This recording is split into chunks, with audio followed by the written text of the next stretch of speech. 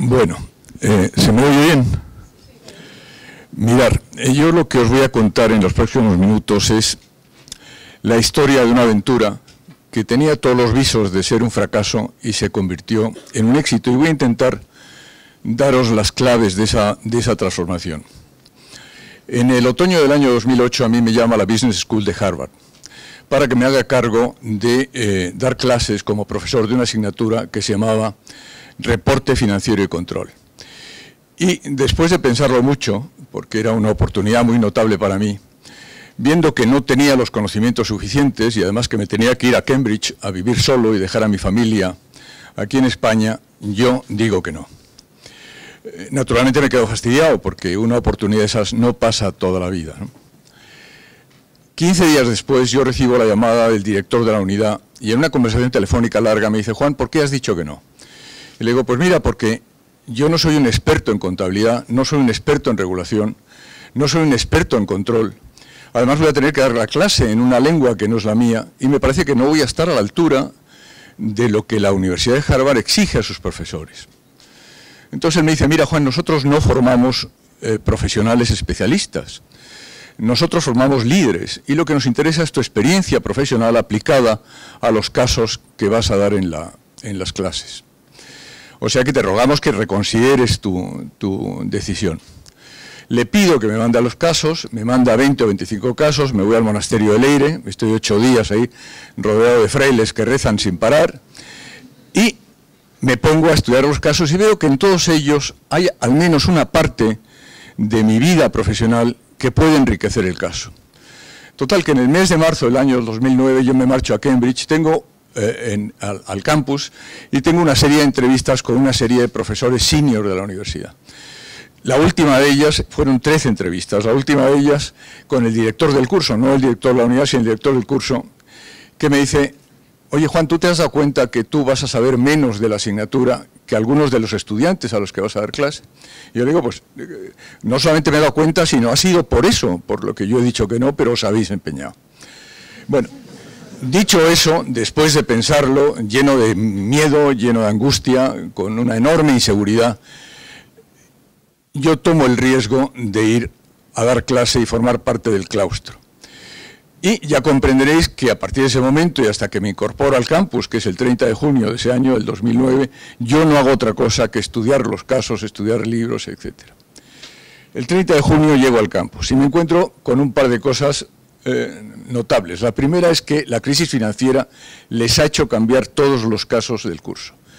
Y eso significa que todo lo que yo he trabajado en Madrid sirve para muy poco, que tengo que empezar de nuevo estudiando todos los casos.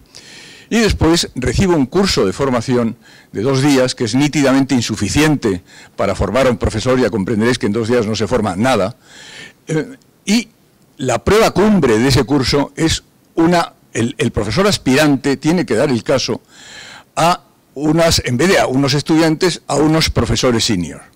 Y cuando uno termina de dar el caso, los profesores senior se sientan delante de uno y empiezan a decirle las debilidades y las fortalezas que ellos ven que tú tienes como profesor. Y ya comprenderéis que en mi caso solo vieron debilidades. O sea, yo era un desastre como profesor. Me movía despacio por el aula, no manejaba bien las pizarras, mi letra no se entendía en las pizarras, no manejaba bien la tecnología del aula.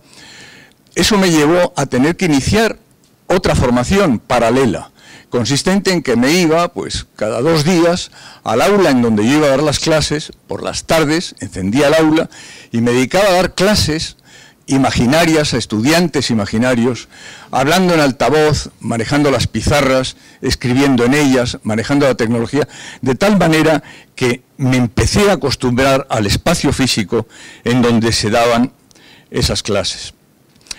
Para aquellos que no sepáis lo que es la Business School de Harvard, voy a dar algunos detalles. Recibe 950 estudiantes al año de un total de 13.000 aplicaciones que quieren ser Masters en Business Administration.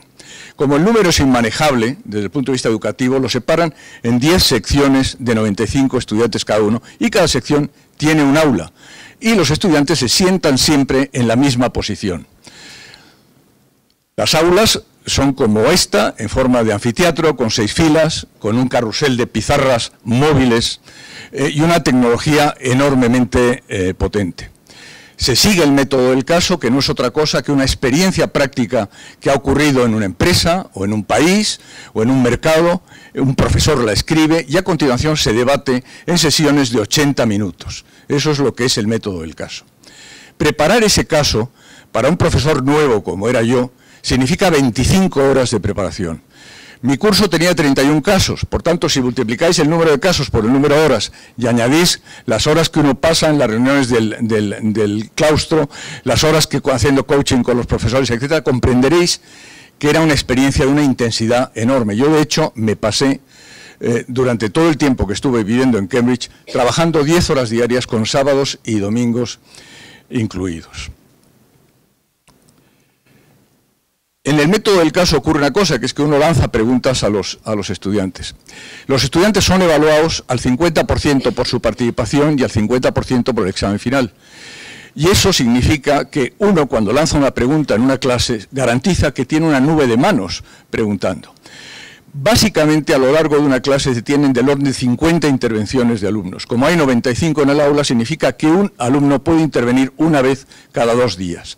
Pero hay alumnos que no intervienen. Hay alumnos que tienen pánico a intervenir, tienen miedo escénico, son muy brillantes, pero les cuesta mucho intervenir.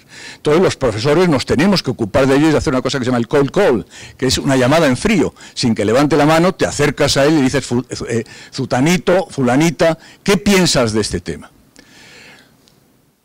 Veis que es una actividad compleja. Os voy a contar mi primera clase. Se va aproximando el día y yo, cuanto más se aproxima el día, estoy más nervioso. Vamos, no quiero ni contaros cómo estaba.